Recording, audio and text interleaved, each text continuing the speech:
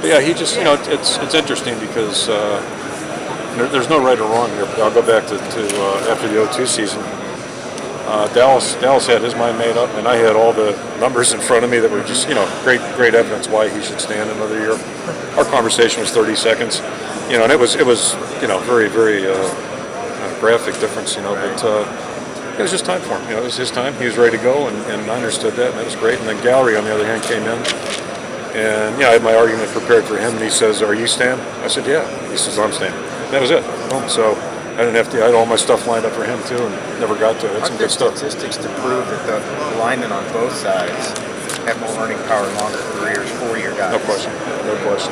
And there's also and college graduates get paid more and they last longer. So the only risk is injury. Really, I think or playing badly, and I doubt he's going to play badly. So the only risk is injury. And then if you take that a step further, it's kind of like that insurance. It's probably smart to get that insurance, but it's a good deal for Lloyd's of London because there are very few career-ending injuries, and that's what that insurance is for. So he's got that. I assume they haven't got to check on that, but I think they've worked through it. But it's it's really a new point because not many guys have their careers in. So it's I think the risk is really, but then conversely, I'll say this, for a guy who comes back but he's got his eyes towards the NFL while he's in college, that's not a good deal for anybody, especially the player. He won't play as well. So. I think it all works out. And, he was comfortable, and we're all thrilled to death. We talked about this yesterday in the hall. Do people understand what a deal breaker that word is?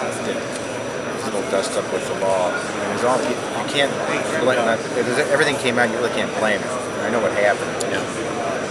At the end of the day, do people understand what? To any African American. It's just the climate right now in general in college athletics. And I mean, we're in a college town where there's not a lot of activity, criminal activity in Iowa City, which is a great thing. It's one of the great things about living there. So, if somebody spits on the sidewalk, it's going to be an incident. Right. And from my vantage point, when this all happened, I researched it, not just Adrian, but I researched it from several cases. I was very comfortable with what I learned. Right. And it was never an issue for me, and I was very confident it was going to get resolved. But unfortunately, in the world we live in right now, things get tried in the papers, and then the judicial system kicks in. What happened to Duke is probably a pretty good illustration. Yeah. Not that there was there were some things there that probably there's truth in everything, I'm sure, but the damage, the collateral damage of that whole thing. So, hardly maybe that's not a good analogy, but I didn't think that this was a big incident, and it proved out not to be one.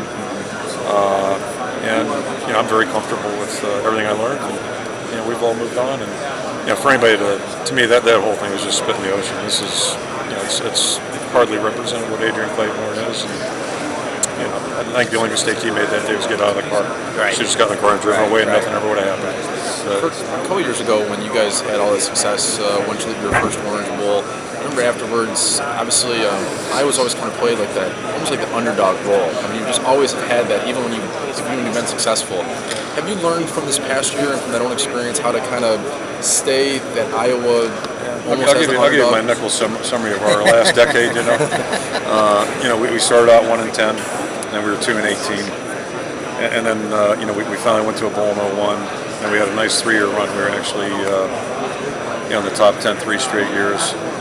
05, there's a common perception out there. 05 was a terrible year. We were in overtime, lost to Michigan, and our last second lost to Northwestern away from being co-champions that year. Third in the Big Ten. Yeah, I mean, we weren't a bad team, it was just one of those deals. But it's easy to group things. It's kind of like the Big Ten and the bowls, the perception of. And didn't you lose to Florida that eventually won the national title? Kind of got screwed down there. Offside.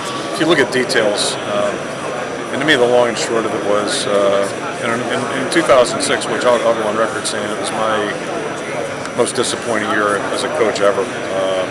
We just. That was sobering. And we started out 5-1 that year. But if you look at it, I mean, to me, the worst period in our program's history is the 1-5 stretch we had in 06. For whatever reason, a sense of entitlement, complacency crept in. And that's my responsibility. I'm the head coach. So, that was our worst period. And if you want to look at it record-wise, you got that 1-5 run. We lost the bowl. It was a great game against Texas. We came up short. Then we started out 2-4 the next year, but I think we were on the track to recovery there. We weren't playing very well. We weren't very good, but we were doing things right. So to me, it's that 6-game window. But I think it's fair to say, okay, 6 games, bowl game, and then the next 6 games. And then if you look at our record since then, it's really not too bad. And the last 20 games has been okay. So it's I think it's like anything you learn in life. And our challenge right now, I think, as I see it, is I'm pretty confident. 3 guys here, and a lot of the guys in our senior class, I could have brought probably 10 guys here this year that were really good at. Donnie, who's a tremendous player, great punter. Brett Morris, so I think our older guys understand, and because they were out there last year when we were competing, and they know how tough it is to win those games. My concern is our younger guys not really getting it because they haven't done a lot of the heavy lifting that these guys have done. So that's our challenge, and looking back in history, I didn't do a good job maybe in 05, 06 with our younger guys. Just letting them know, that stuff that didn't just happen there in that 3-year span. So I think that's our challenge right now is just, continually educating and making sure that the younger guys understand.